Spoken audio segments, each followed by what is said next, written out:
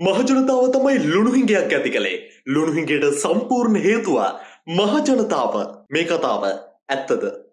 අද අපි මේ වීඩියෝ එකෙන් කතා කරන්න බලාපොරොත්තු වෙන්නේ ශ්‍රී ලංකාවේ මේ වෙන විට උද්ගත වෙලා තියෙන ලුණු ප්‍රශ්නය සම්බන්ධයෙන්.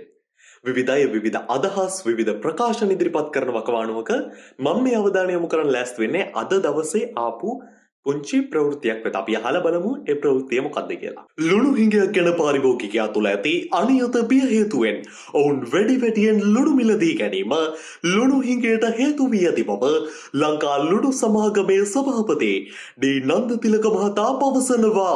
ජනතාව ලුණු පැකට් 10 12 අතර ප්‍රමාණයක් රැගෙන ගොස් මාස 5-6කට ප්‍රමාණවත් පරිදි ලුණු රැස් කර ඇති බවයි මාධ්‍ය හමුවකට එක්වමින් සභාපතිවරයා සඳහන් කළේ.